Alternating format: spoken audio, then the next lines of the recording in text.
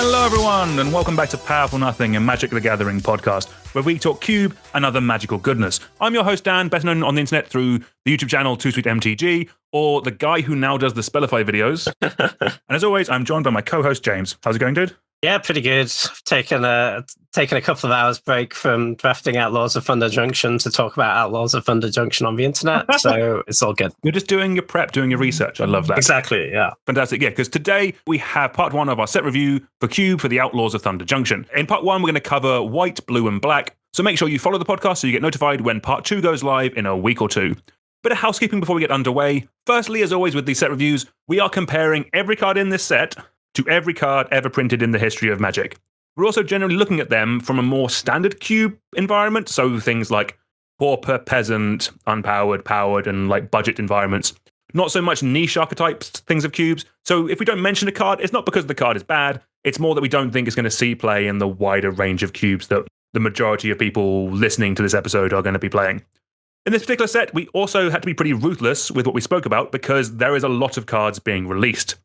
There's the regular set, there's the Commander set, and then there's also the Big Score set, which was meant to be an Aftermath set. Then they realized everyone hated that last year, so they have been just rolled into the main set. These cards are all pretty much available now. Pre-release was last weekend at time of recording. Unfortunately, I personally couldn't make it. I had a weekend that kind of sounds like a 90s rom-com. I had 2 gigs and a funeral. But James, you attended. What was your impression of the set? How did you enjoy pre-release? Yeah, pre-release was great, actually. I opened like kind of medium pool, no great bombs, but had a nice little Boros deck with just a bunch of nice little value creatures and removal, and Bruce Tal was certainly the MVP. A little bit of Oxen Tribal. Went Theo with that, which was good. Done a couple of drafts on Arena at time of recording, and yeah, the draft format seems really sweet, actually. Nice change from the recent sets, which were all just one-drops and tricks, and none of your removal mattered. Removal is back. Mm-hmm. No, cool, good to hear. Yeah. Hopefully, I'll get a chance to crack open Arena in the next couple of weeks and give it a go. But yeah, we have a fair few cards to get through today. So our first white card today is Angel of Indemnity. It is 5 and a white for a 5/5 creature Angel Warrior with flying, lifelink, and when it enters the battlefield, return target permanent card with mana value 4 or less from your graveyard to the battlefield. And it also has Encore for 6 white, which might be a clue that this is a commander card. The Encore is exile this card from your graveyard. For each opponent, create a token copy that attacks that opponent. This turn, if able, they gain haste, sacrifice them at the beginning of the next end step, activate only as a sorcery. So in one-on-one, it's effectively Unearth, is the way of thinking about it. So I think there's room in most cubes for a big flying beta in white. I don't think necessarily this is the best one, but I do think this is solid. The body, I think, is better than a card like Sun Titan, which is probably a comparable card. With Sun Titan, you get an ETB and an attack trigger as well, which means it's repeatable. But the ETB on this can bring back like a real threat with it. Like when you're bringing back a 4-drop, that's a real threat in white deck. So you can bring back like a Planeswalker, something like that with this. Like a big Gideon Planeswalker, that's pretty solid. Multiplayer cubes do exist, so the Encore will be better there, but that's not really kind of what we're going to be talking about too much today. In lower powered cubes or more budget cubes, I do think this is a fine inclusion. If you're in any kind of like, if you have any kind of self-milling in your black sections, so the fact you can mill this and bring it back into play along with another threat is pretty nice. Like in an ideal world, I guess you're kind of doing a bit of self-milling, bringing this back into play for 8 mana, and then bringing back an Animate Dead with it to then bring back another big creature, and that's kind of how you go over the top and win the game. I think it's cool. I'm not sure how super strong it is. I think it's solid and probably better in more kind of grindy cubes where you can actually get up to 8 mana regularly, but in more powered and more tuned cubes, I think it might struggle a little bit. Yeah, I'd agree with that. I think it is probably a little bit better than Sun Titan on the whole, just because like the body's so good, right? 5/5 flying lifelink is impossible to race. In more streamlined cubes, I don't think Sun Titan's a particularly playable card, and I don't think that this is really either. I'd look at something like Guardian Scale Lord as kind of just a more efficient version of this card in a lot of ways. But yeah, it certainly seems like if cube's a little slower, you could make this work. No, definitely solid card to kick us off today. Okay, next up we have Aven Interrupter. This is 1 white for a 2/2 creature bird rogue. It has flash and flying, and when Haven Interrupter enters the battlefield, exile target spell. It becomes plotted. So this is the first time we've met plot. So plot is its owner may cast it as a sorcery on a later turn, so not the current turn, without paying its mana cost. So essentially what it's doing on the baseline is just delaying the spell by a turn. But it has the additional text that spells your opponents cast from graveyards or exile cost 2 more to cast. So you can kind of think about this as it's going to delay that spell by a turn, and they have to pay 2 mana to get it back on a 2/2 flash flying. That's already pretty nice. There's a couple of other things on top of that. Firstly, the fact that plot is at sorcery speed means that if you hit any counterspell with this, the counterspell is just gone. I did not catch that. That is awesome, actually. Yeah. It hates on counterspells really well because you can cast it will allow you to cast the counterspell at sorcery speed, and that is not effective. And like to a lesser extent, also things like combat tricks, which are very timing sensitive and now reduced to like medium sorcery speed pump spells. Very nice. And on top of all of that, this doesn't just tax the card that you plot with this. It can also tax anything else they might cast from exile or from their graveyard. So think a spell you hit with Elite Spellbinder, for example, now costs 4 more to cast. If they have an Urza going, they spin into with Urza, they have to pay another 2 to cast that card. Underworld Breach is going to be extremely challenging to make work with this card in play. And even just things like Snapcaster Mage, you're going to be taxed. I think all those things add up to a really powerful card, actually. I think this is quite a nice disruptive piece for a white aggressive deck. Probably going in my powered queue, but I think this one's going to do work. I didn't catch the thing about counterspells. That's actually pretty hot. You did mention a card that I was comparing this to, and I think it does compare, maybe not as favorably, and that is Elite Spellbinder. I think if you're not getting a counterspell, I think this does just do a slightly worse version of what Elite Spellbinder does, in my opinion. I think Elite Spellbinder is slightly easier to cast. It's a 3/1, so it's going to kill your opponent quicker, and it's doing a similar thing. It's like nerfing a card out of their hand. It's kind of like with this, yes, you can hold the mana up and flash it in, but like if you're doing that, you really want to get a spell from them out of it. You really want to be getting some kind of value out of it. Whereas with Elite Spellbinder, you can just play it, and you know you're going to get value because you're going to see their hand and take the spell out of it and make it cost 2 more. I can see like there are definitely cases like the ones you mentioned where this will be better, but I think as a base level, I think I like it. I think I like Elite Spellbinder more, and also the fact that card's like 15p means that like this could also be 15p. So maybe price won't really be a thing with this, but just like as you have easy access to both, and it's a similar slot, and like white 3s it is quite competitive. I think this is a solid card. Like if I saw it in a cube, I wouldn't think anything against it, and I could definitely see more annoying positions with this card where it can really muck you up. But I think I personally like Elite Spellbinder a bit more. Yeah, I get that. I think the effects are a little bit different just in terms of the timing, right? Where you can think of Elite Spellbinder as like a fake discard spell, right? The effects, and this is more of like a fake counter spell. And what this does, right, is it wastes their mana on that turn. That's fair, yeah. And it gives you that turn to get ahead. Whereas if you Elite Spellbinder their 3-drop, they will play their other card on turn 3, right? They're still making an effective play on turn 3. Whereas with this, they have not. If you even Interrupter their 3-drop, they have not affected the board on turn 3, and you might be able to leverage that tempo advantage, I guess is the difference. I see. But it is also a worse body. It's only a 2/2. I think, Elite Spellbinder is a really good card. I think I think there's probably room for both of them in a lot of cubes. But yeah, I think it's definitely one I'm keen to try out. No, that's fair. Yeah. I guess the fact that I am comparing it to a card that has been very solid and quite good means I should probably just give this a test as well.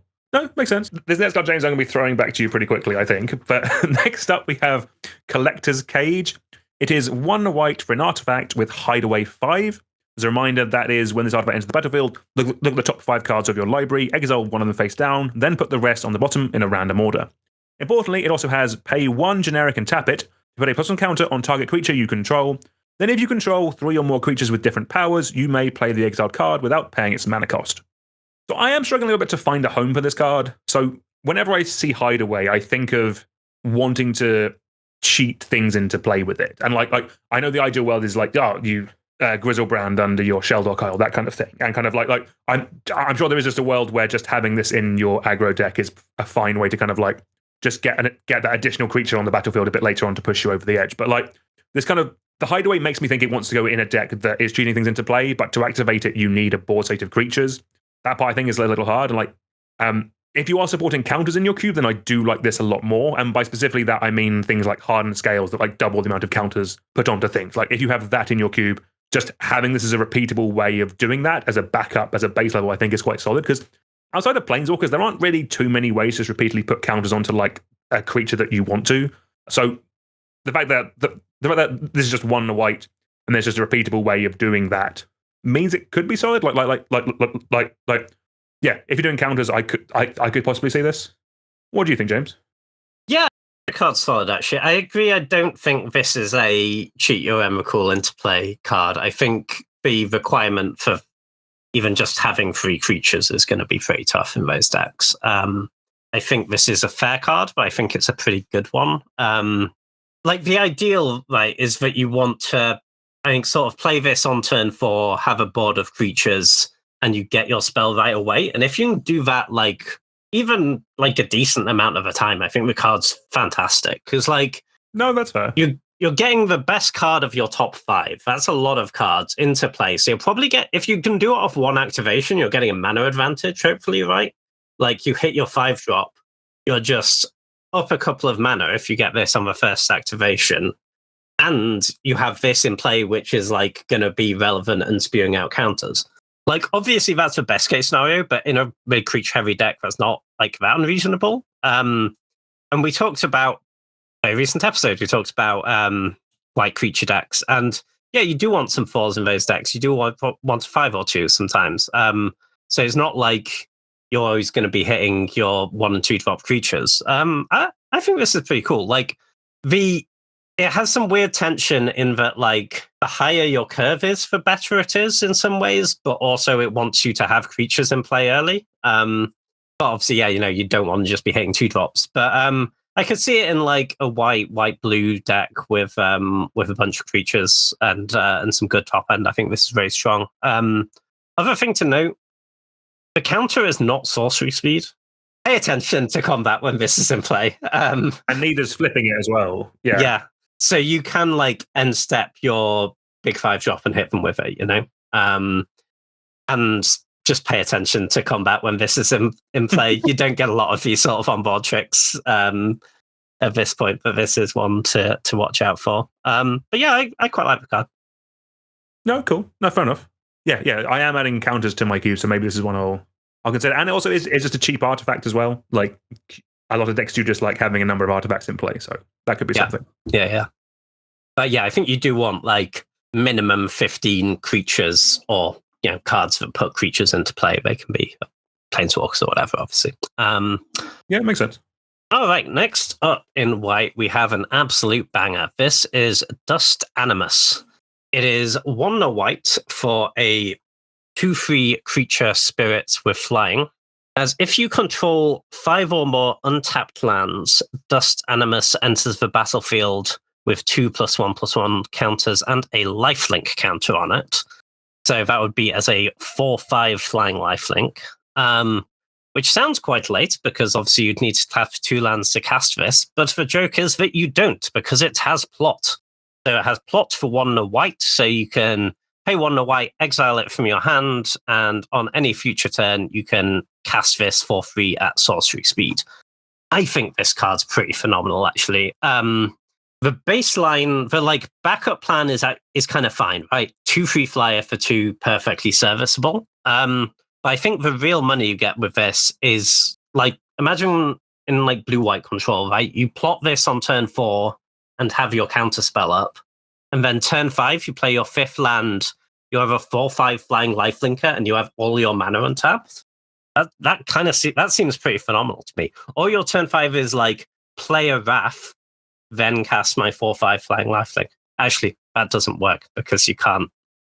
You need to play it with your lands and taps. But you can play this, then play some removal spells, right? Or have your counter up. Like a turn 5 of play a 4/5 flying lifelink, hold up Mystic Confluence. How are they ever winning that game, you know?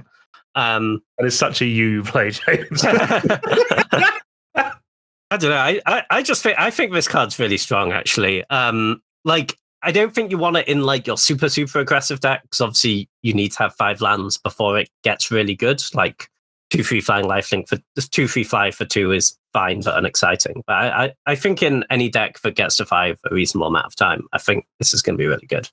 No, definitely. I think this is a very good, very efficient creature. I think the one, it's hard to kind of even call this a knock against it, but like it is just a beta. And there is a world, or like, I think cubes can have some of these, but you can't run a bunch of them. Kind of like the days of kind of Tarmogoyf being cube playable are waning, probably, as much as that pains me to say, but kind of like this will end games, and that's one of the reasons why it's probably still like this can stabilize you if you're behind, and it can also win you a game. So I don't think you can run too many cards that are just like there as beef, but this is a very, very efficient one. So I could see this seeing a fair bit of play for definitely the time being. Yeah, I think for me, this is kind of the poster child for mana efficiency still counts later in the game. Like, people think about mana efficiency as like, when can I first cast this spell? Can I cast it on turn 2? But it's like spending 2 mana to put a creature this good into play is still really good, even if you're not doing that on turn 2, you know? No, definitely. I guess rip Baneslayer Angel. This is what we're now dealing with. No, nice. All right. Next up, this is a first of a cycle of cards. So we'll talk about this card first, and then we'll kind of go into a bit more about the mechanic, if that's all right. Next up, we have our first card with Spree. We have Final Showdown. It is a single white with a little plus in the top right-hand corner for an instant with Spree. That means you can choose one or more additional costs. So you can play. So on top of your white, you can play an additional generic, and all creatures lose all abilities until end of turn. You can play a generic and choose a creature you control against indestructible until end of turn, or you can pay, on top of your additional white, 3 white to destroy all creatures. And you can kind of mix and match amongst those, depending on how much mana that you have. So this is our first Spree card. Let's talk about this card first before I give out about the mechanic a little bit. All these abilities are expensive. They're all very solid, but they're all at least 1 mana, if not 3 mana in the case of the board wipe, too expensive. But it is 3 very real cards stapled onto 1 card. Flexibility is very strong. We spoke about that in Eldraine with all the adventure cards. With this, you can use it to protect one of your creatures or muck up your opponent's attacks. You can remove flying from their creatures, so you get to block. You can wipe out a board of constructs with this. Or late game, you can protect one of your creatures and wrath the board. I think the timing works that way. If you have the mana to do that. So the flexibility of this will mean that this is a very good card. I don't think I'm personally a fan. I just think all of it is a little bit too expensive to do the dumb broken thing, especially in higher powered level cubes. In slower cubes, where you can take your time and generate your mana, this will be good. I think this will be very solid, where flexibility wise, you can use it early, and then late game, you can kind of cast this as like a 6/7 drop, that kind of thing. I think that will be solid. But I don't think this card is going to be cheap specifically because of Commander, where this kind of screams Commander staple to me, because it means you can run more cards you want to for your deck, because you don't have to run that 1 protection spell or that 1 board wipe. You can just run this 1 card in the middle, and it does both things. So what do you think about Final Showdown, James, before we get onto the spree mechanic in general? Yeah, I'd agree with that. It's the flexibility is really nice, and we don't see many instant speed board wipes. Yeah, that is true. That is true. Especially in instant speed June Blast. It's such a big swing later in the game. It's also kind of nice that, because the base mana cost is 1, you can Spell Seeker for this. That's kind of cool. You can Micromancer for it, if that's a card people playing cubes. And you get this big swingy late game effect. It's a powerful effect, but I think because you're not happy until you're at 6, really, right? Yeah, you wouldn't play this as a trick. I think it's just a bit expensive for most cubes. definitely. And yeah, in slower, more budget environments or more kind of like mid-rangey matters environments, this might just be too good. If that makes sense, it might just be a bit too all in does everything. Right, so let's because this is the first spree card we've seen, and I do kind of want to touch on this because we will see them throughout the whole episode. There's spree cards in every color, and I guess how we got here is that when they combined draft boosters and set boosters into play boosters last year, one of the things that they did was take away a bunch of common slots, and that meant specifically there's less room for sideboard cards. So one of the things that they're doing is stapling multiple cards together to give us more of these kind of like flexible sideboard cards. And kind of, to me, spree is like the epitome of that. It's one card with like 3 very real options on it. We will see that as we go up and down. Kind of, if we see more cards printed like this, I think this could be one of the bigger changes to Cube, like especially since the triomes got printed. Because previously, like I never really liked putting sideboard cards in my Cube; they were just too narrow.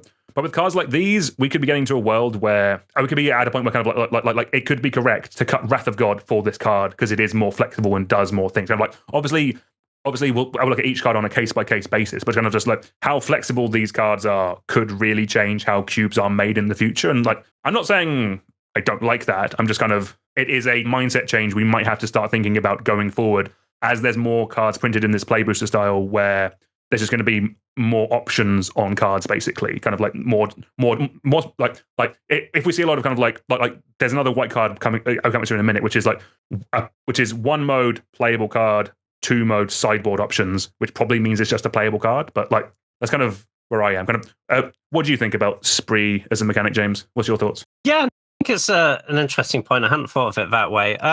Yeah, I mean these we get effects on these which we would often have to dedicate a card to, right? And we don't, like here with the creatures lose all abilities option. That's like not otherwise to get that effect, you're playing something like a dress down where you're mostly there for that effect. And if we get a bunch of modal cards, you kind of just get that as a optional bonus tacked on. The other thing about spree cards that I think is they're really good flood insurance. Like, I guess not so much with this one because your primary mode is the most expensive mode, but a lot of them, like the primary mode is kind of a cheaper mode.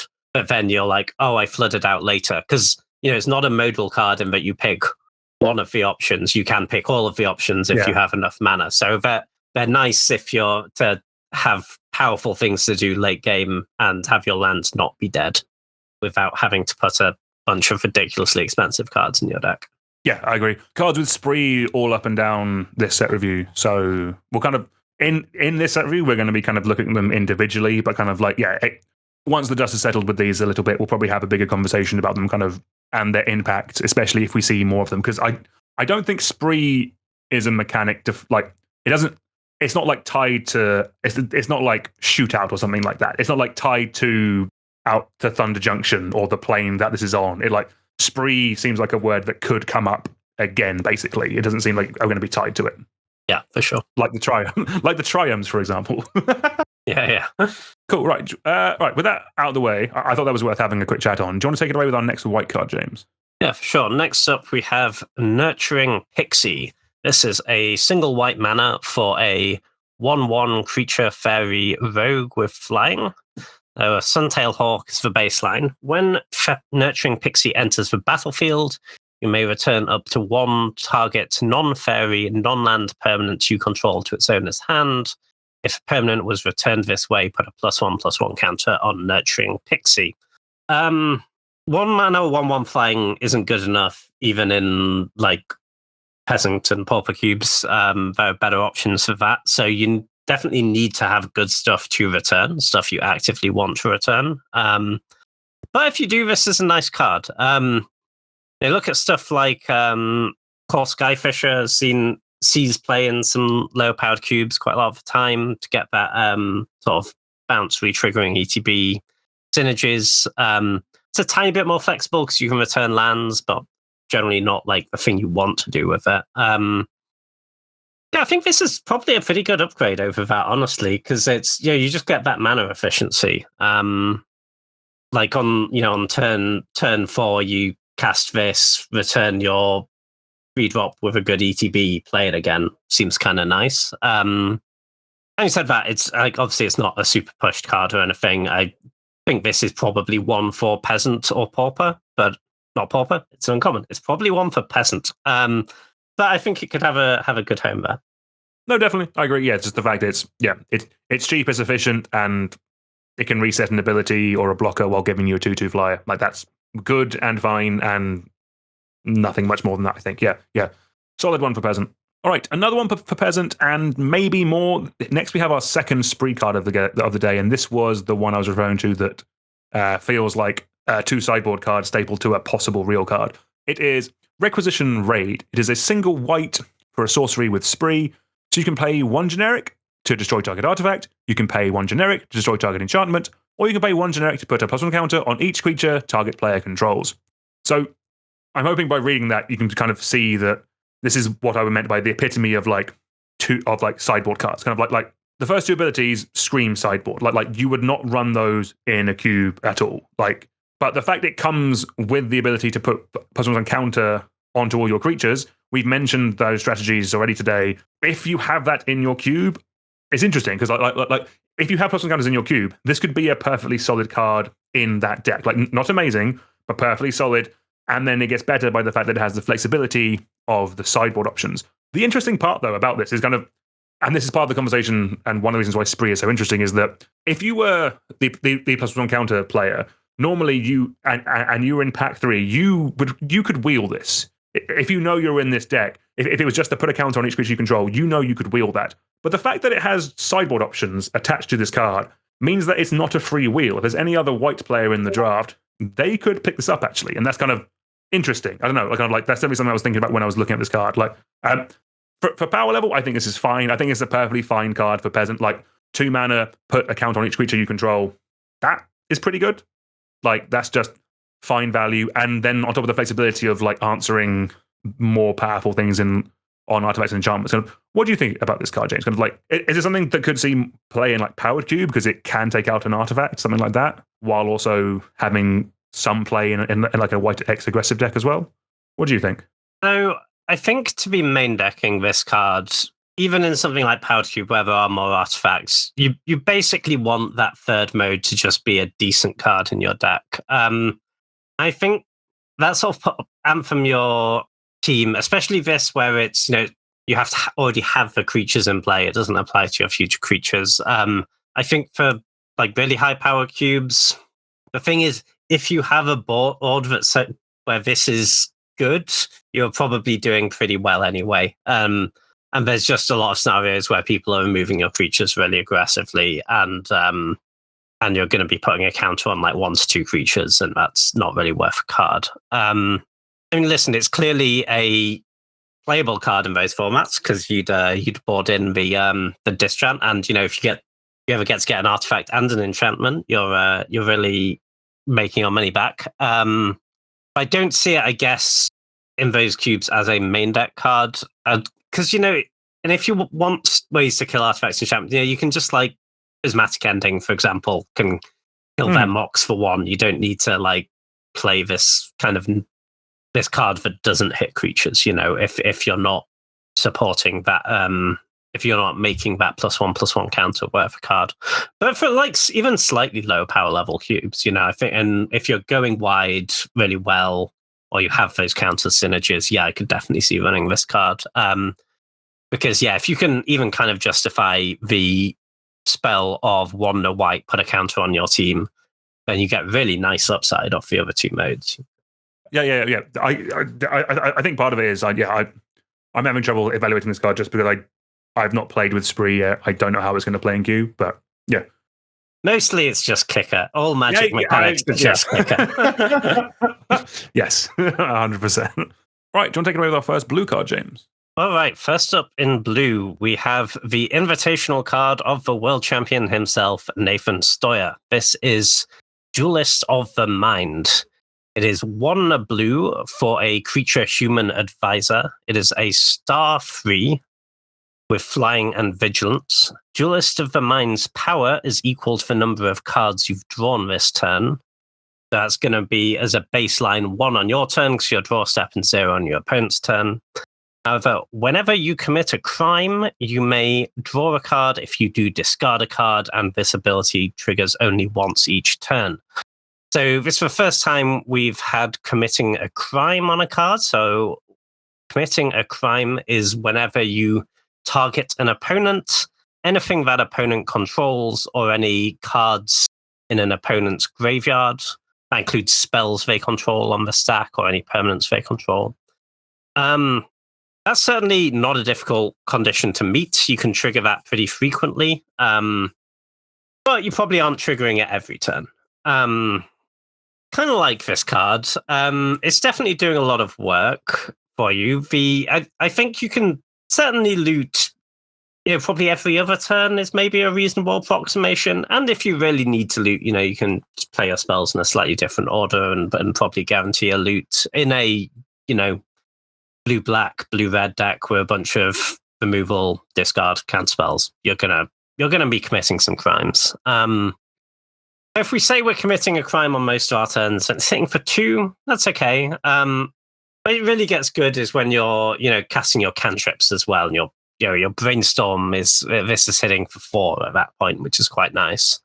I guess I kind of just think there are a lot of these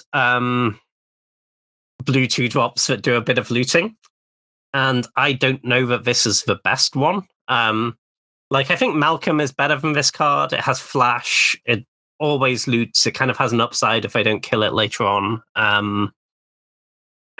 Even Rona, and I don't think Rona's great, I think might be better than this card. Jave's Prodigy certainly is. Yeah. Fairy Mastermind doesn't loot, but it's kind of competing in the same space. I don't know how many cards. How many cards do you need in this slot? Ledger Shredder as well. Ledger Shredder, I think, is it probably actually a closer comparison than the others, right? But you can sometimes loot and it gets kind of big. I think this is a good card. I think if you put it in cube, people will play it. I don't know that it's the best option at this slot if what you're going for is just power level. No, I think that's fair. Yeah, just from comparing it to those cards, yeah, I think it struggles to get in. There is a world, and I don't know if this is correct, from a cube construction point of view, where rather than cutting those cards, instead you cut a card like Consider or like Thought Scour. If your blue deck is very interactive and kind of if it's targeting opponent's creatures, if it's kind of like a blue-X control deck, because this being 3 toughness will block the board from or it will kind of roadblock aggro decks a little bit while you kind of draw your counter magic, while you draw your card draw, and your interaction, that kind of thing. So there's a roundabout way of me saying it. I could see it replacing cards like Consider or Thought Scour if you're not really doing Spell Slinger style of decks. If you just want, if you're fine with these kind of looting effects being on creatures, all on creatures and not so much on spells, then I think this could be solid. But yeah, it is a fair bit down the list in terms of these effects in blue at 2 mana. So. Yeah. I just kind of feel like the other options, you just have to untap with them, right? And this one, you're going to have to meet another condition. I think that bumps it down the list slightly. No, that's fair. Yeah, I guess part of it as well is I've not played with the set yet, but technically I will have played plenty with the mechanic of committing a crime, because it's just as James said, targeting or doing something with your opponents or their stuff. Kind of I guess at pre-release, James, when you actually kind of paying attention to it a little bit more, how often did it come up? It's not difficult to enable. I will say this set in particular is slightly seeded with abilities to commit crimes on low impact effects. The common land cycle, for example, ETB's tapped and target player loses a life. Commits a crime. Which obviously you're not going to play those lands in cube. But yeah, I think you just need to be an interactive deck basically, and you will be committing many crimes.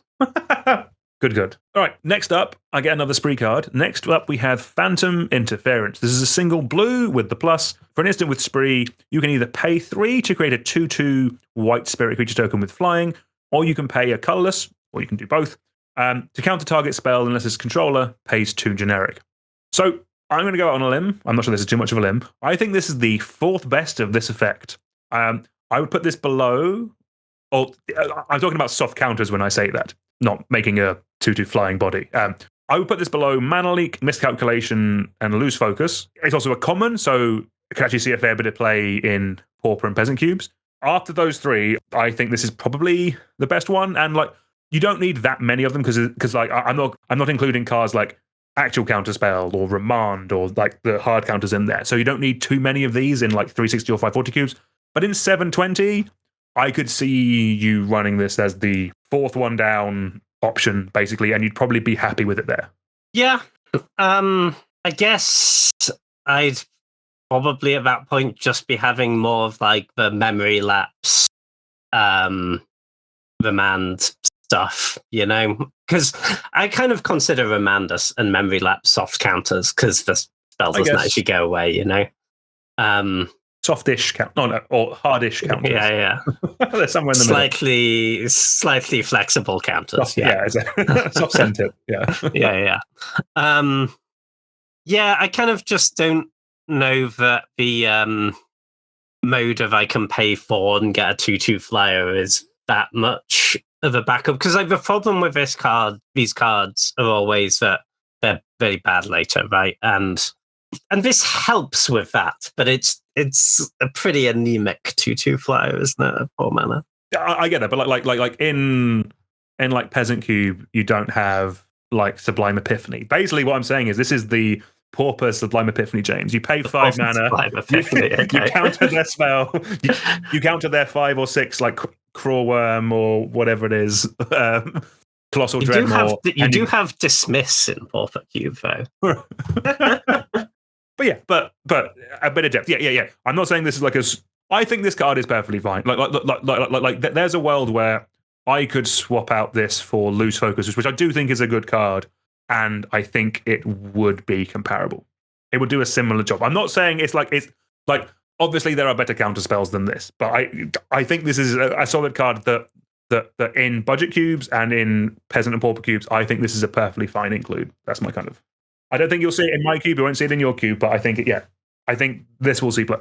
Yeah, no. I mean, listen, to a certain extent, we're like the debate between all these things is like talking about relatively fine margins, right? Like Mana Leak, we all agree is a great card, and in like 70% of games, this will play out exactly the same as Mana Leak, right?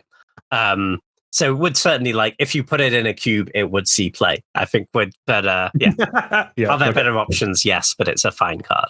No, that's fair. Makes sense. All right. Next up in blue, we have Geralf the Fleshright. This is 2 and a blue for a legendary creature human warlock at Mythic Rare. It is a 2/3 with whenever you cast a spell during your turn, other than the first spell you cast that turn, create a 2/2 blue and black zombie rogue creature token. And whenever a zombie enters the battlefield under your control, put a +1/+1 counter on it for each other zombie that entered the battlefield under your control this turn. So if we assume we're not like hard casting any zombies or making them from any other source this turn, basically like the second spell we cast is going to get us a 2/2 zombie, the third is going to get us a 3/3 zombie, and it will continue from that. I like this is obviously a really powerful card, right? The upside is definitely there. The thing I always have is just where exactly is the best home for this. I think probably the best comparison would be something like Monastery Mentor, and it kind of ends up going in like your blue X, like your Jeskai or Grixis or whatever spells control deck, and you're playing a bunch of cantrips and a bunch of cheap removal. And you're going to like play this, cast a removal spell, cast a cantrip. You already have 2 zombies. That's a really good turn 5. But it kind of, it requires some play to actually set that up, right? It requires you to have not cast your removal spells and your cantrips before you cast this. In a lot of matchups, just playing this and saying go the hope that you can have a good turn next turn is going to be kind of rough. I think ideally you want to be triggering it the turn you play it.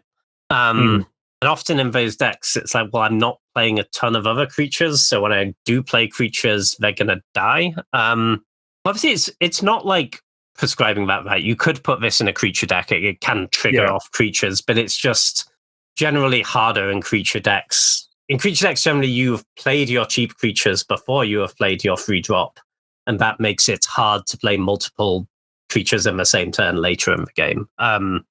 So I would guess that is the best sort of home for it. Obviously, you could try and do some sort of storm thing with this, but honestly, but when you try and win, the win cons you want with storm Is not this.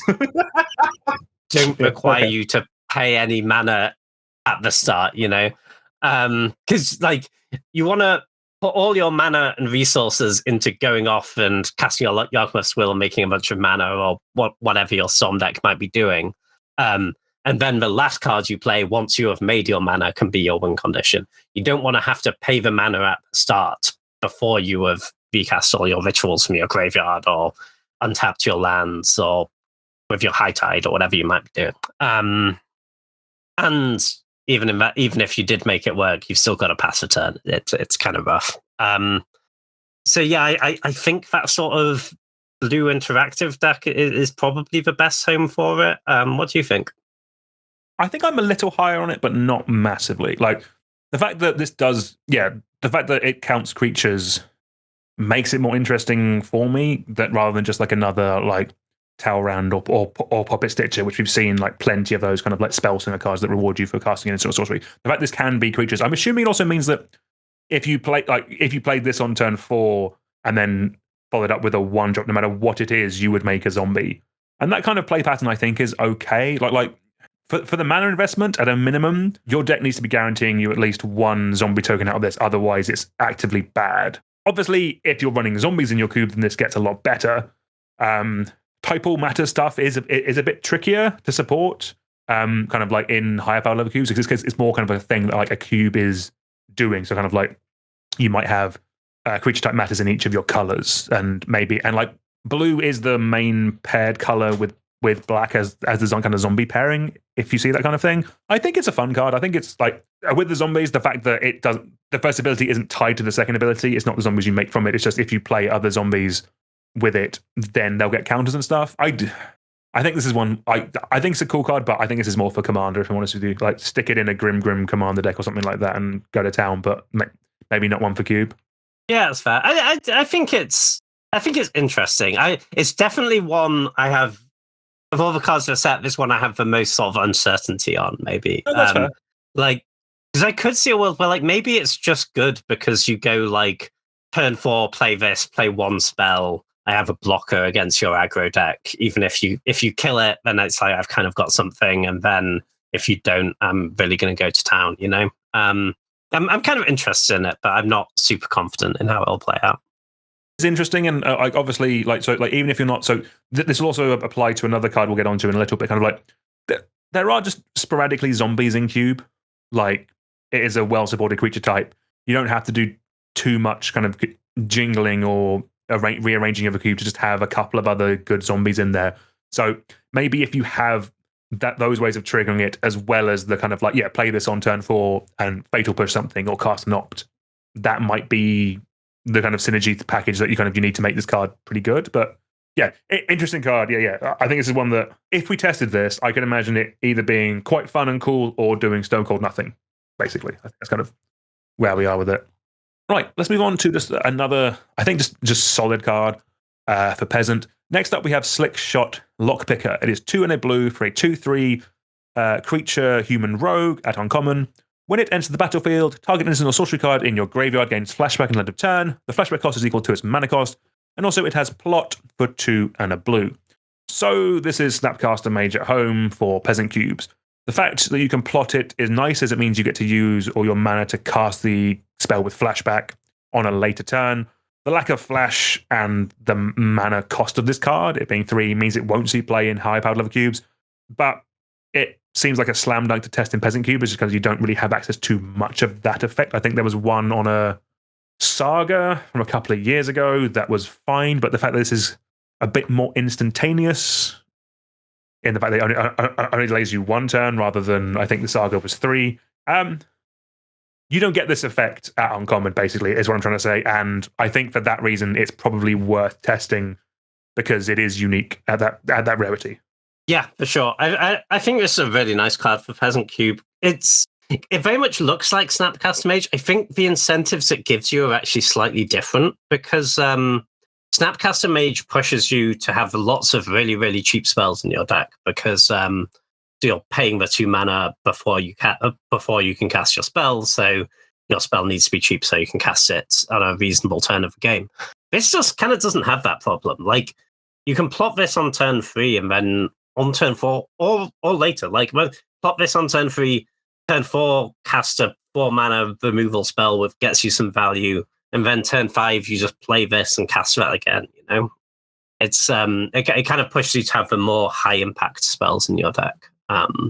Also, shout out to Luis Scott Vargas for the first draft video I saw of this format. Was every game seemed to end with him casting this card and recasting his archive trap. It was phenomenal. So maybe that's the strategy, you know.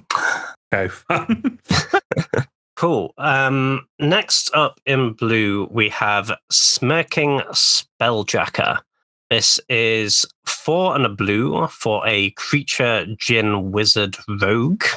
It is a 3/3 with flash and flying. So 5 mana 3/3 flash fire, not a great start, but when Smirking Spelljacker enters the battlefield, you exile target spell an opponent controls. And when Smirking Spelljacker attacks, if a card is exiled with it, you may cast the exiled card without paying its mana cost. This is kind of a ridiculous swing. And it's really nice as well that, like, sure, if they kill it, they can stop you getting the value of recasting the spell, but they don't get their spell back. So it's not a disaster for you. Yeah, it's still exiled. Actually, yeah. Worst case, it's still a hard counter, I guess. Yeah. Listen, obviously, this is 5 mana. It's it doesn't have a huge impact on the board the turn you play it. We don't generally like 5 mana counters, but this is such a huge swing if you can land it on any sort of reasonable target. Like, obviously, the dream where it's like turn 5 they cast their Elder Gargroth or whatever, you counter it and attack, and now you have an Elder Gargroth is phenomenal. But even if it was just like a 2 mana removal spell, you did that too. You still got great value out of this. Like, you traded for their card, got a 3/3 flyer, and killed one of their creatures. Like, you got a 3-for-1 already, and that's kind of a pretty medium case, you know. I still just have trouble with 5 mana counters. Like, you know, the competition is sort of like, it's, you know, is this better than Mystic Confluence? Realistically, probably not, because that card just saves you in so many scenarios. Similar kind of with Cryptic Command. I do kind of want to try it. I feel like the upside's there, you know. Yeah. I think this card is cooler than those. Like let's think upside wise, this kind of as a ceiling level kind of compares to like cards like Fallen Shinobi or like Fractured Identity, because like you could be taking a very like the potential upside of this card is you could just take the best card in their deck that they are casting at that point. But kind of the real life use cases for this is more likely that on turn 5 you are just countering whatever they are doing to get that value, because most people who are playing Cube are going to be a bit suspicious when you pass with 5 mana up and some amount of that is blue. Like it doesn't take too many games of Magic to have that browbeaten into you. They're kind of like, something's amiss here, and kind of like people will be playing around it, I think, and kind of like real life use cases. I think most of the time you are going to be countering a 2 or 3 mana spell, and you're probably still going to be happy with that, because that on top of a 3/3 flyer is probably going to be good enough. Like I think that's very much the average base level, but the fact that it has the ceiling upside of really blowing out a game could be quite dangerous. Yeah, for sure. I think it's really crucial if you're putting this card in your deck that you have other things to do with your mana at instant speed, because 100%, yes. People will not just cast their best spell into this a lot of the time. And the thing that's really great about those other expensive counters we mentioned, like Mystic Confluence, for example, if they don't play into your Mystic Confluence, you just draw 3 cards end of turn, or you bounce their best creature and draw 2 cards or whatever. This kind of doesn't have that mode, right? It's pretty underwhelming to just go end of turn and here's a 3/3 flyer. I mean, like, I'm not saying you won't do that sometimes, but that isn't a good rate, whereas getting to draw 3 cards on their end step is pretty good. So you really want to be able to go, oh, well, you didn't play into my counter spell. Well, I'm going to play a card draw spell on your end step instead, you know? Yeah. Also, like, because for ages I was toying around with like the blue, the Simic Flash deck, which is quite fun. Like, this seems great in that. Yeah, 100%. And kind of like, because you have a load of other cards with flash that you can kind of play. It's like, oh, which one do I have? And like, I found that I think I tried that about a year ago, and I found it to be a little bit underpowered. But they keep printing cards with flash, so it'll be something I'll try again in like 6 months to a year. And when I do, this will be in that, because like I think I was trying like Voracious Great Shark before, which is like it's a counter for artifacts or creatures, but apart from that, it's just a 5/4 body. I think this is way better than that, because like it has evasion. Yes, the power is low, but like of every card in this set, this is probably the one that kind of could lead to the best stories, and that is cool and is a reason to put Magic cards in Cube, as far as I'm concerned. Oh yeah, the story equity is certainly strong. If you'll permit me a short trip to Magical Christmas Land. You mentioned Fallen Shinobi. Imagine you like cast this, counter their thing, attack, play their thing, Fallen Shinobi this back to your hand. Oh, that game is over. Magic. That is Magic the Gathering right there. Let's go. Sure is. Sick. All right, let's see if our next card can be as cool. Next up, we have Step Between Worlds. It is 3 blue for a sorcery that says each player may shuffle their hand and graveyard into their library. Each player who does draws 7 cards. Exile Step Between Worlds. It also has plot for 4 blue. So this is another optional wheel effect. It is a may for both players. So you can't force your opponent to take 14 damage or take 14 life if you have a shielded out. But being honest, I've still been impressed with cards like Sail into the West, which does a similar thing. Like, yes, they don't deal the 14 damage with a shielded out, or 7 damage with a Orcish Bowmasters, or make you treasure with a Hull Breacher, that kind of thing, if they don't do it. But if you have one of those effects in play, it means your opponent doesn't get to draw 7 cards, and you do get to draw 7 cards. And that's normally still pretty good. One-sided draw 7s are fine. Also, like Dream Hall effects love just more wheel effects, just in general. The fact that this has plot is what makes this more interesting and potentially playable. The fact that you can plot this late game and then wheel the next turn and untap with all of your mana ready to cast your spells first is very strong. Yes, you're taking a turn off, but you have the potential to go really, really hard on the next turn afterwards. Definitely worse than a lot of cards that do a similar thing. Like, this is not as good as Time Twister, Echo of Eons, Time Spiral, Wheel of Fortune, probably Sail into the West, and maybe even Windfall, if I'm being completely honest with you. That's the tricky part. But a lot of those cards I just mentioned are very expensive. Like Time Twister, Time Spiral, Wheel of Fortune are extremely expensive Magic cards.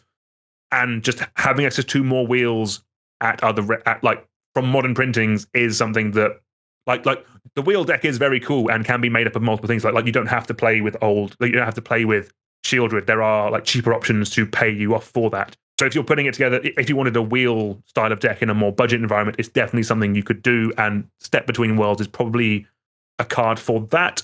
In higher power level cubes, probably not, just because of the list of cards I already mentioned.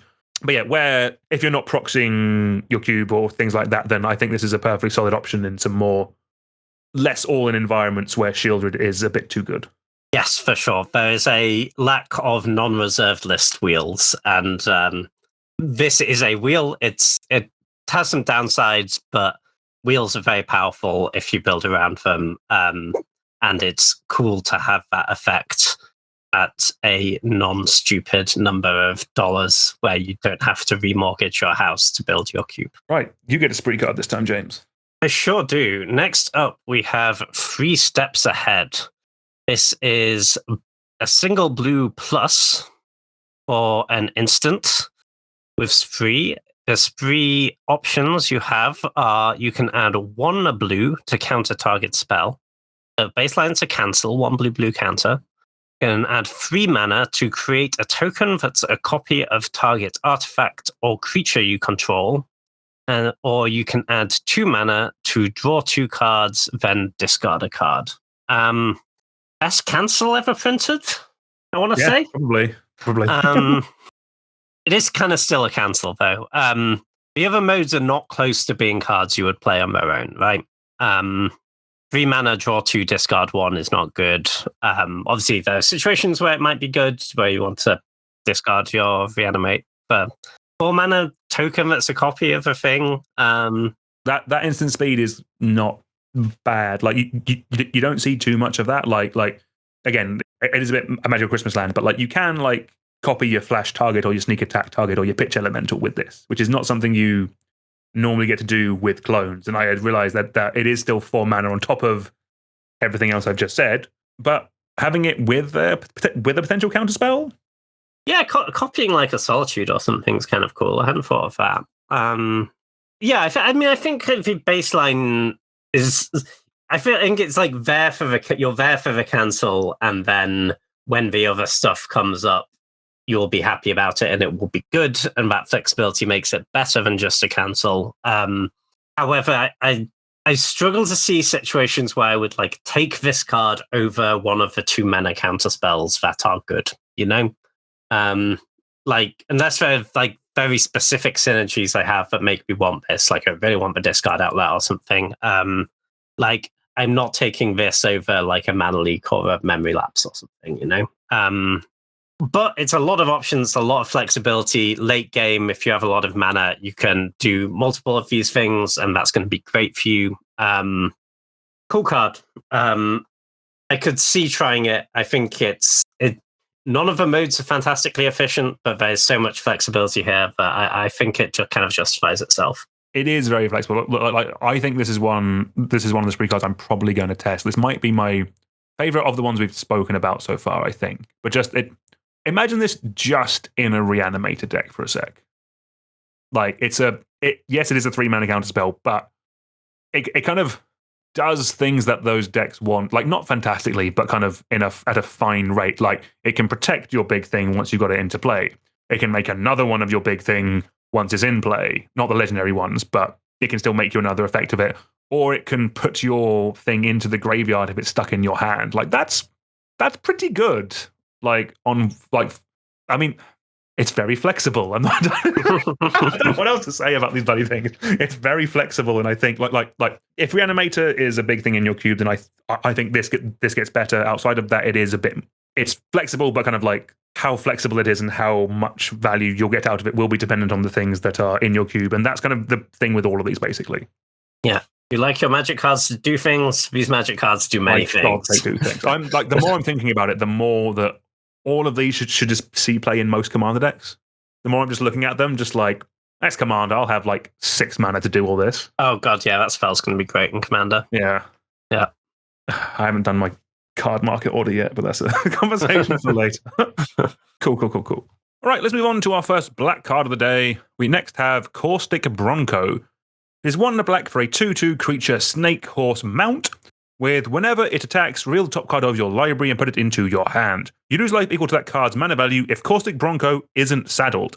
Otherwise, each opponent loses that much life. It also has Saddle 3. So this is our first time seeing Saddle. I'll read out the full ability. Tap any number of other creatures you control with total power 3 or more. This mount becomes saddled until end of turn. Saddle only as a sorcery. So effectively, it's crew for creatures that you can only do when they're attacking. Basically, if you saddle a creature, you get an additional effect. So in this case, the Caustic Bronco, instead of you losing life when you reveal the card when you attack, your opponent will lose life equal to its mana value. So I personally don't actually think this is the best example of saddle in the set, because being honest, I don't think you're really ever tapping a 3-power creature to saddle this, or a number of cheap creatures to saddle this. I think 99% of the time, this is Dark Confidant at home when it attacks. The only way you care about the saddle is in a deck where you can maybe manipulate the top of your library, where you can put something big on top of your library, attack with this when it's saddled, reveal, Grizzlebrand's on top, ping your opponent for a bunch of damage. That is cool, but I don't think that's really what you're going to be doing in Cube with this card. I think this is just going to be play this on 2, attack with it, draw a card, lose some life. If it doesn't die, you do it again next turn. That could be fine. Like it is a more interesting way of attacking with black creatures. Yeah. The miracle top of the deck matter thing, it could be interesting, but I think it's better cards that do it. Like you're going to play Yuriko, Tiger Shadow over this if you're doing that, but maybe it's something you can do in the future. Like miracles in black isn't really something I've looked at much in Cube. Interesting card. What do you think of the Bronco, James? Really like this card actually. Okay, let's go. Yeah, I think Dark Confidant is definitely the right thing to compare it to. Dark Confidant for me is one of those the cards that, as Cube has gone towards being more creaturey, I think has actually got better. Because I just really like the black decks that are full of a ton of cheap interaction, and Dark Confidant's great there, because you're just like 1-for-1ing, you're drawing an extra card a turn. It's really hard for your opponent to grind you out. And also spells are getting cheaper and more efficient. Yeah. And I think those decks, there are versions of those decks that really want to get on the board early. And there aren't like a ton of great black cheap creatures. Like there's a few amazing ones, obviously like Bowman, Voidwalker's really good. They're like Bob. But you kind of run out of them quite quickly, and that's how people end up putting Evolved Sleeper or Tenacious Underdog and the like in their cube. I like some of those cards, but yes, I do agree with this. Is a lot better than Tenacious Underdog. It draws you a card every turn. It doesn't work in graveyard decks, James, therefore I don't like it. Sure. That's a me problem. I that. That's good. It's good for you. Accept that. Yeah, I agree. Most of the time, you are not saddling this. Like sometimes it will come up right, but you don't care about having your creature of blocks. So the creature that you just played that can't attack, you'll just use to saddle this, and it will get you a life swing some match for the time. But that's not what you're there for. I agree. You're there for attacking and drawing extra cards. And those things are pretty good. I'm sure there is kind of a dream, right, of like if you have a 6-drop in your deck, you draw like your Vamp tutor and you're like, I'll just Vamp my 6-drop saddle and kill you. That's kind of cool. But yeah, I agree. That's not like the main thing that is going on with this card. Yeah, I think it's just a very nice, cheap black creature. Great in like your lowest deck, for example. No, definitely. Yeah. I think it's a cool card. Right. Next up, we have Forsaken Miner. It is a single black for a 2/2 creature skeleton rogue. Forsaken Miner can't block. I don't think that really matters. Whenever you commit a crime, you may pay a black. If you do, return Forsaken Miner from your graveyard to the battlefield. So this is another recursive black creature, but importantly, this is also an uncommon, and there are actually so many, like, there's a bunch of these at rare, but there's so few of these at uncommon. Like, I was looking at some lists, and Peasant Cubes are still running Reassembling Skeleton in 2024, James. Yeah, this card's a hell of a lot better than Reassembling Skeleton. It really is. Like, because I haven't really played with the commit a crime, or because I haven't played thinking about committing crimes in a game too much. I don't know how often that's going to be coming up, but just like there is a world where this could be better than some of the ones that are run in regular cubes, in like or in like cubes that run rares. Like this, I think is going to be very, very solid in a lot of different type of cubes. It just goes in and obviously it goes in black aggressive decks, but also these recursive creatures go in like aristocratic style of decks where basically it can just be sacrificed as soon as it's outclassed for value, and then you can commit some kind of crime and get it back and sack it again. I think it's just going to be a very solid role player that will see a lot of play in a lot of cubes. Really good card. I'd agree with all of that. It's certainly a lot better than Reassembling Skeleton.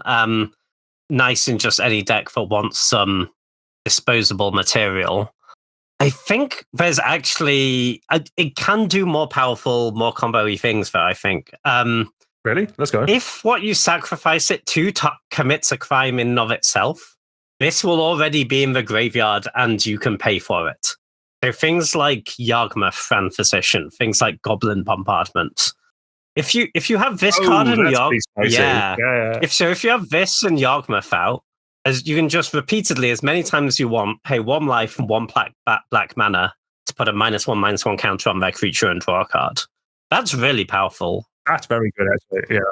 And for like just a cheap, not embarrassing card on its own, I think that can get it into some more powerful cubes. I think that upside is pretty strong. Yeah, or I didn't think about it with. I wasn't aware that the crime is part of the cost or something like that. Yeah. The fact that basically you can just machine gun your opponent with this and a Goblin Bombardment equal to the number of black mana you can produce. Yeah, seems really good. That's actually pretty good. Okay, damn. This card's gone up even more in my estimation. Yeah. Yeah, and then if you just like happen to have a Blood Artist out at the same time, it's just over, right? That's pretty good. Yeah.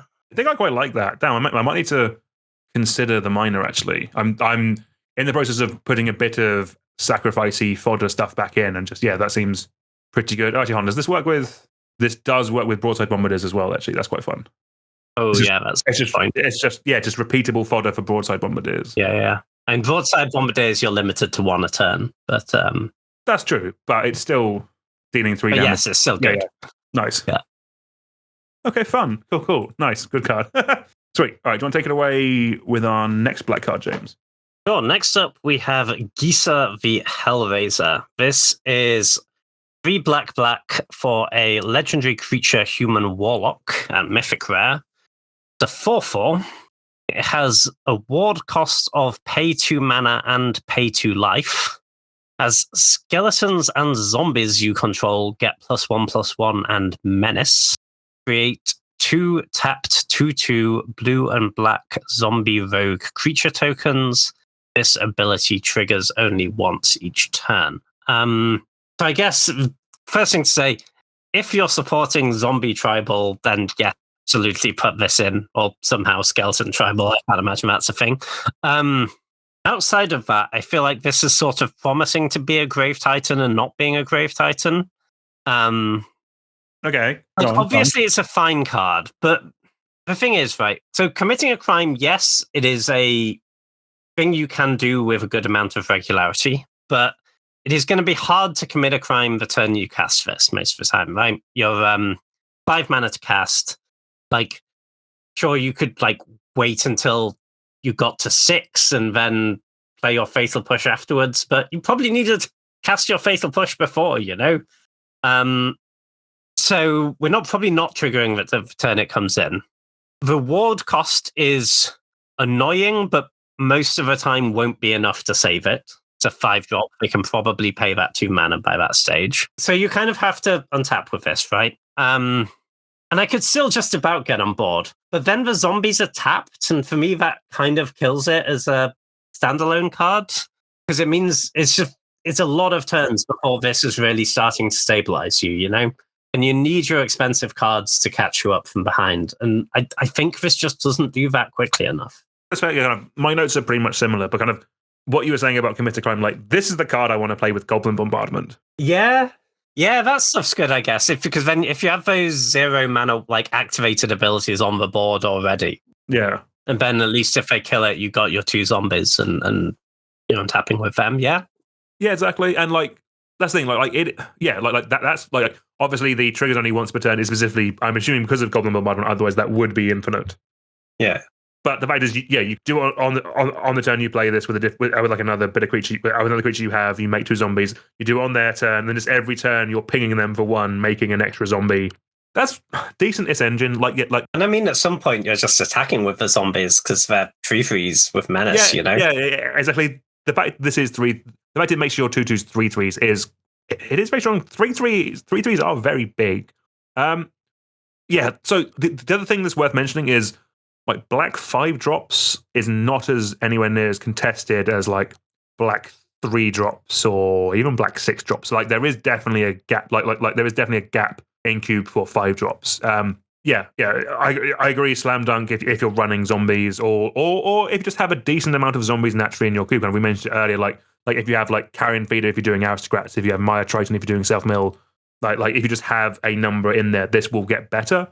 But yeah, yeah, it's working out if this is just a bomb by itself or how much additional support it needs. Kind of like yeah, how much more additional removal are you having to pack in your deck? Kind of like could this be the payoff for like just a Black X control deck, James? Like, is that good enough, or is it still too slow there? Do you think because they come in tapped, as you mentioned?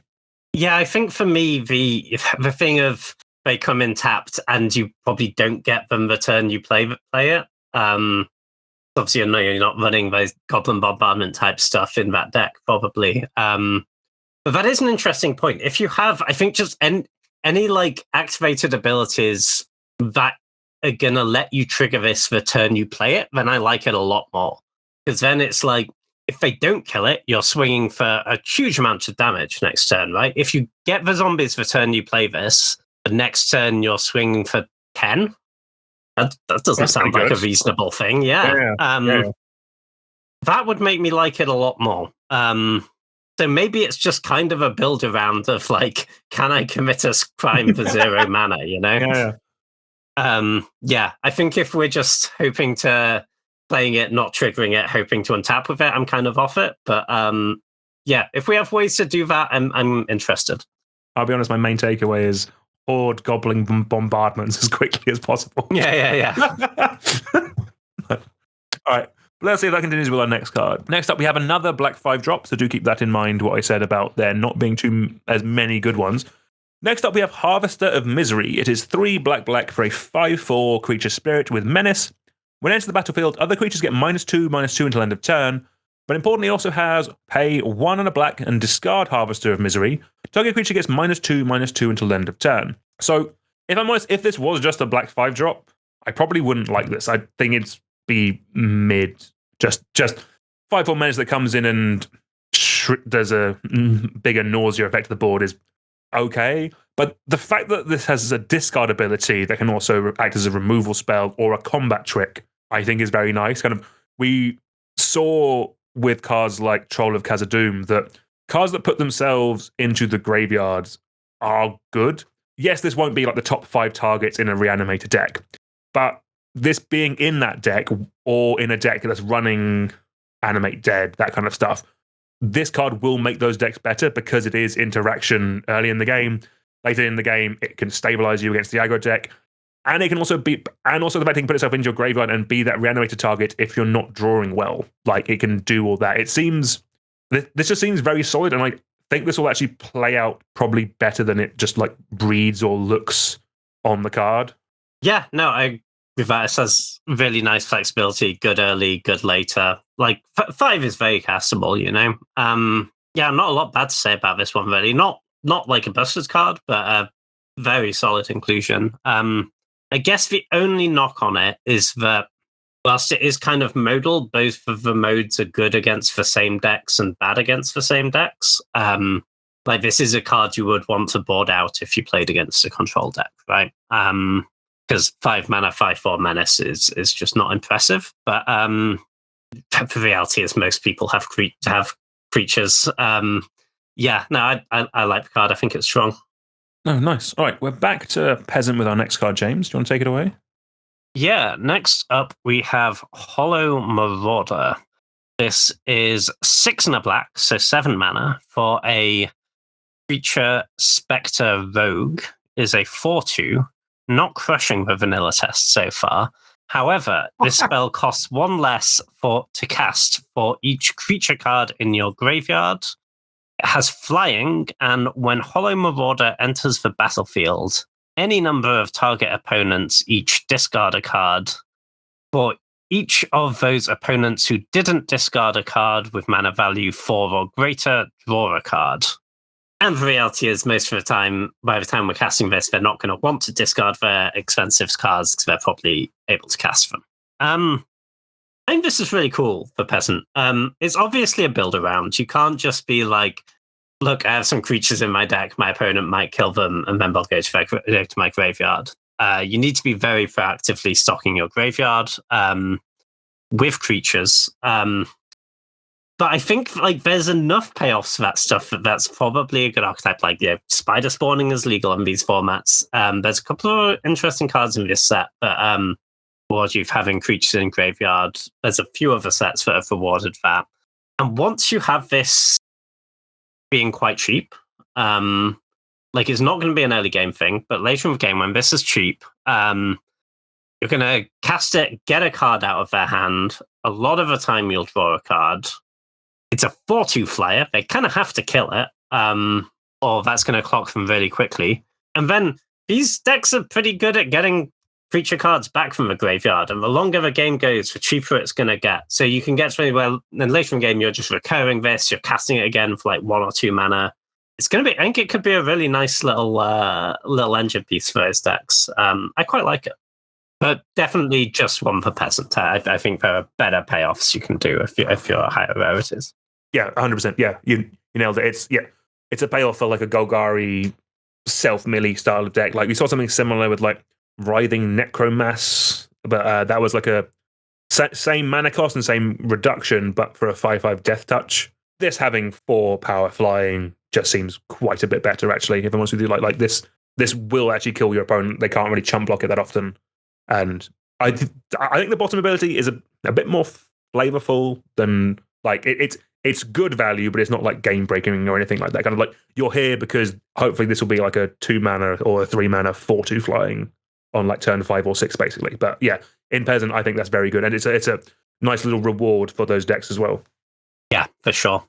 Just one point on building those decks, both in the draft and building your cubes to support those archetypes. One thing to see a lot is people will be like, oh, look, I've got this like Grizzly Salvage, I've got this Mulch, I've got all these cool self-mill cards, that's going to support all these cards for one of those creatures in my graveyard, and then I'll play some removal and whatever on top of that. And what they end up with is a deck with like 10 creatures in it.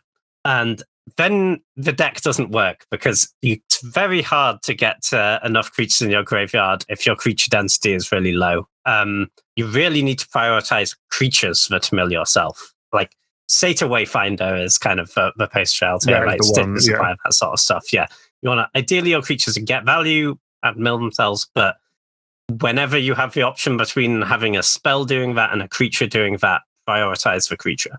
Yeah, for those who don't know what Diligent Farmhand does, look it up. We love that card. Or I do anyway.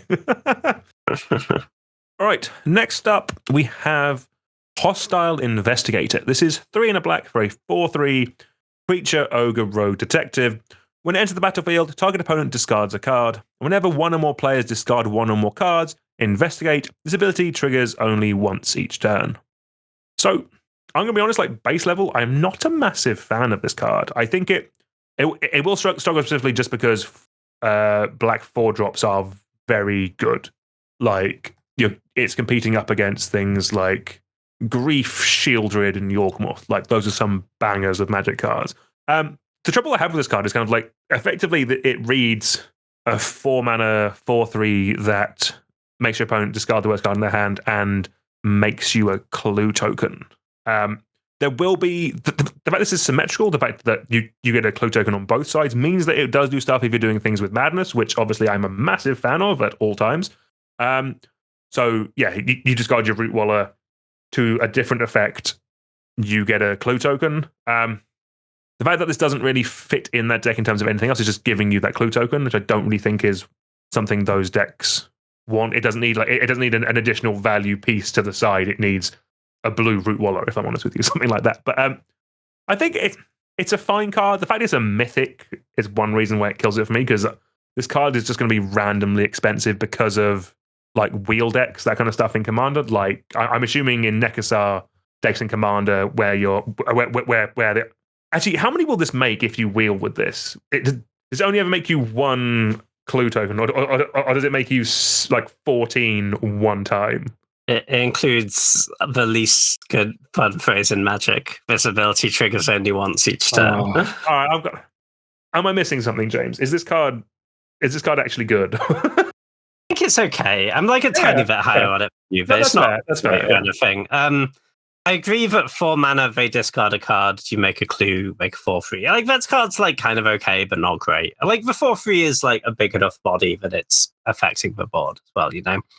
And you're kind of getting like, it is kind of a 3-for-1 when that works, but like not in a good way. Like, they discard for worse cards and you have to pay 2 more mana to get your card. I think what you need to be doing with this card is triggering it pretty reliably yourself. Yeah, maybe like I could kind of see in your like red-black deck, and you have like Inti and Currency Converter and some of that stuff going on.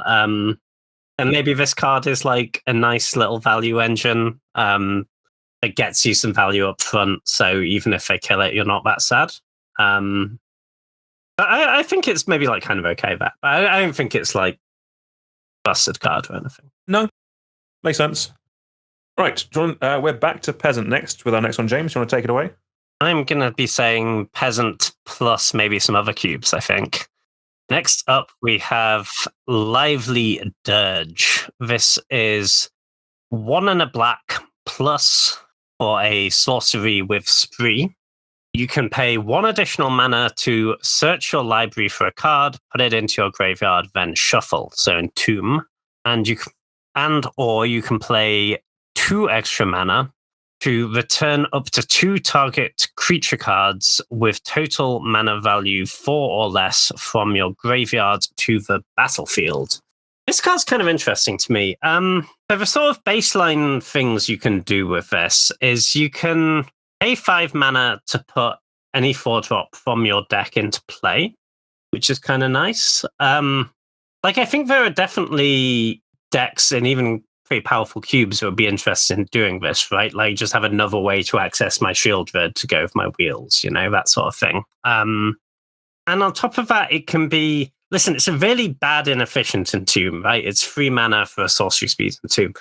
But it is still an entomb, and some decks just really want an entomb. So that's also a nice mode. At Peasant as well. Yeah, at Peasant. And sometimes you'll be like, well, they killed my bowman. I'm gonna they killed my whatever stupid 2-drop, right? Like my Deep Cavern Bat. I can pay 5 mana. I can put the Deep Cavern Bat into play and go and get a Bowmaster from my deck and put that into play too. And that's pretty good. I could kind of see this being a pretty nice little value card. It just gives you a value card, but it also gives you more access to the busted stuff in your deck, like a little bit more reliably, against your graveyard deck opponent, you go and get a Dauphine Voidwalker and get some other 2-drop into play. I think this card can do stuff. No, that's fair. The interesting part for me was, so I don't think this can, the fact you can do both means that you can search your library for a card and also return 2 cards. So is there a world where this can get parts of your combo? You can only ever tutor up 1 card, which does kind of suck a little bit. Like if you could tutor up both, like two parts of a 3-card combo with this and put 2 of them into play, that's quite interesting. In general, tutors are generally good in combo decks. I don't know which ones are in Peasant or good to see play there, but is there a world where just kind of like this just is good at just kind of like putting together like a persist combo or something like that? Like, what can you get with this? Like, you can get, I think probably pretty good, right? Yeah. So in those decks, you compare this to something like Worldy Tutor, right? Where you just go and top deck a creature, vamp for a creature card as part of your combo. Obviously, the big downside of this is you have to get to 5 mana to really do the thing. But you'll get cards at the same time. You can go and get whatever piece of your persist combo you're missing, and there's a pretty good chance that one of the other pieces by the time you get to 5 is either in play or has been in play and they've killed it, and you can just get that back at the same time, right? You can get your Vizier of Remedies from your deck and the sack outlet that they already killed and put them both into play. That seems kind of interesting to me. Yeah. I think that's possibly the cool, the cool upside of this card, basically. Yeah. I think base level, I think it's a fine. There aren't too many effects like Entomb. There's Entomb, Buried Alive, and that's about. Those are the main ones that I can think of at this moment in time. I know there's some creatures that do it, but kind of like. Yeah, there's Unmarked Grave as well for non-legends. Yeah, that's it. But yeah. Interesting, cool card. I think this could actually be another one where I just put it in my cube and see what people do with it. Let you or some of the smarter players in my play group just here you go, break this. Do something with Doomsday. I don't know. Work it out. Yeah. All right. Sticking with uncommons, next we have Shoot the Sheriff. This is 1 black for an instant. Destroy target non-outlaw creature. So an outlaw is now defined as an assassin, a mercenary, a pirate, a rogue, and a warlock. Those are all outlaws. Everyone else is fair game. So there's just a lot of 2 mana instant speed creature removal. We've seen a lot of very good ones recently. Bit of Triumph being a highlight of last year in general in terms of Magic cards. So I did the math on this because my initial thought was this probably is going to be a bit too niche. So this only misses 18 creatures in my cube right now. Obviously, everyone's cubes will be different. If you have a big pirate theme, then probably this isn't the card for you. But like in my cube, which is a pretty standard, or it has a eclectic mix of cards. It's not niche in one area, or it's not specifically running like more warlocks than anyone else. It's a good spread of cards. This only misses 18 creatures in my cube. Now, I was comparing this to Power Word Kill, which misses 16 cards in my cube. So this does, in theory, hit 2 cards less.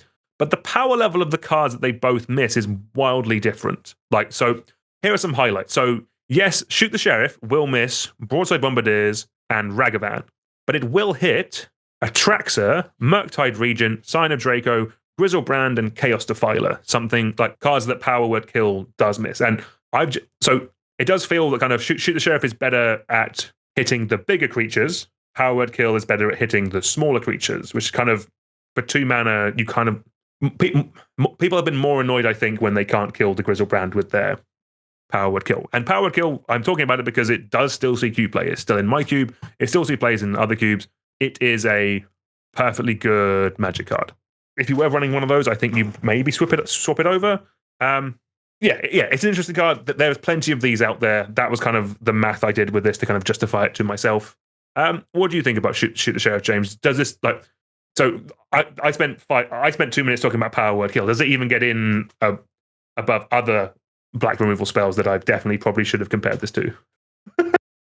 That was really good and kind of maybe highlights the difference in our preparation. But you had done the research in advance, and I was trying to filter on Cube Cobra as you were reading the cards to see how many cards it misses in my cube. No, I think it's a good comparison.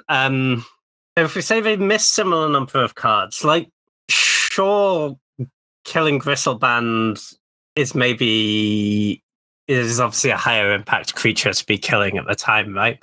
But I think you could make an argument that, like, I'd rather not be able to kill the Gristleband but be able to kill the Broadside Bombardiers, because the games where I can kill Gristleband's still getting me in most of those games. Right? They've still got to draw their cards. They're still using kind of the same with Atraxa, the same with quite a lot of those big reanimate targets, which can be a lot of stuff that Power Word Kill misses, right? Whereas the Broadside Bombardiers is often very much like, if I can kill this, I can very much win this game, and if I can't kill this, then I'll probably lose the game. Having said that, like, not saying it's like irrelevant by any means. I think it's probably pretty close with Power Word Kill. I think there are like a few removal spells that are a few of the sort of Doomblade type removal spells that are above both of those, right? Like, Its Triumph's definitely better. I kind of think Heartless Act is probably better. Infernal Grasp. Infernal Grasp, I think, is better. Murderous Rider? Is that 3? Murderous Rider is 3. Snuff Out. But stuff like Snuff Out is busted. Put Snuff Out in all your cubes. There's the non-artifact one, but I think that's kind of bad. I prefer this over that for sure. Listen, it's another pretty good Doomblade. You can make a judgment call between that and Power Word Kill. I think they're pretty close. You only want so many, but if you want one, this is a good one. You can add it. That's right. Yeah. I guess if you're playing this in your cube, or you're thinking of playing it in a cube, yeah, do the math for yourself. Like whatever you are using to collate your cube or to store it will hopefully have a filter option that you can just add them all up in. So yeah, do that. See what works best for you. All right, we're down to our last card of the day, James. Do you want to take it away with our last little mythic here? Yeah, sure. Next up, we have Tiny Bones the Pickpocket. This is a single black mana for a legendary creature skeleton rogue. Gets buffed by that Gisa. That's pretty good. So 1/1 with Death Touch. So we have a Typhoid Rats at the base level. It also has, whenever Tiny Bones the Pickpocketer deals combat damage to a player, you may cast target non-land permanent card from that player's graveyard, and mana of any type can be spent to cast that spell. I quite like this card. Not for every black deck. Like, the plan of I have a 1/1 Death Touch and I'm going to block your big thing is not in and of itself a good plan in Cube. there are too many cards your opponents have that are just going to outpower that. Not everyone is just trying to attack you on the ground with large green creatures. Having said that, there are matchups where that's fine. But on top of that, you're getting a really nice ability here. I think if you have a lot of removal and ideally some discard in your black deck, this is probably going to be pretty solid as a nice little value engine.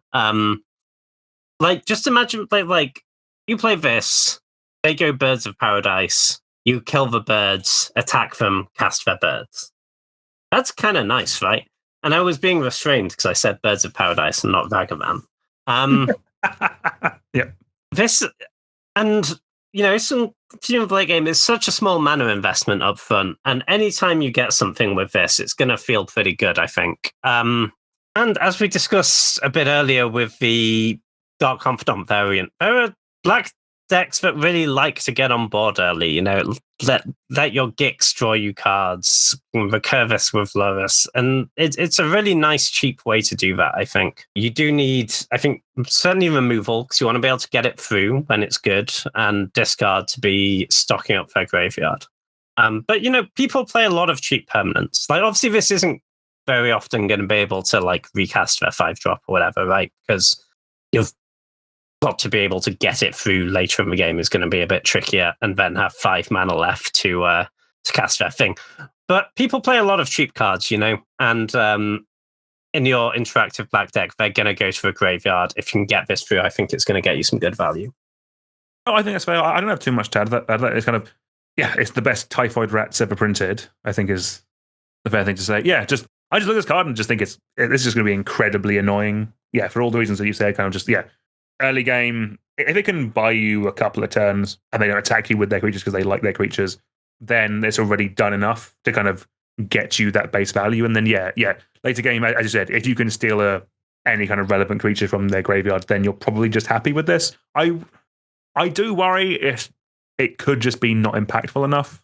1 mana, like it's not like this card will win a race or anything like that. There is a world where it's kind of like, I attack, you attack, I attack, like that kind of like it doesn't do much by itself, basically. But the thing is, against the aggro people who are trying to race you, those are the situations where just Typhoid Rats is good, right? And you just block their more expensive creature with your 1 mana creature and trade, and you feel all right about it. I'm not saying that there will be matchups where this is bad, right? You play against like Storm or Reanimator, this really isn't doing very much. But I think in the grindy matchups and the creature matchups, because the issue with Typhoid Rats, right, is that when you don't have good stuff to block with it on defense, it doesn't do anything because they just let you hit them with it, and it doesn't matter because it only has 1 power. And this does do something when it hits them, so I think it kind of narrows the proportion of the games where it's going to be bad. No, that's fair. Yeah, good to see Tiny Bones is still an annoying little bugger as always.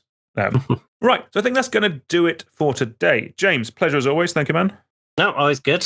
Just leaves me to thank you all out there very much for listening. Please make sure you follow the podcast, give us a 5-star review, tell a friend, all that good stuff. Because next time, we're looking at red, green, multicolored, colorless, and lands in part 2. That should be out in about a week or 2. So until then, it's goodbye from me, it's goodbye from James, and we'll see you all soon. Goodbye.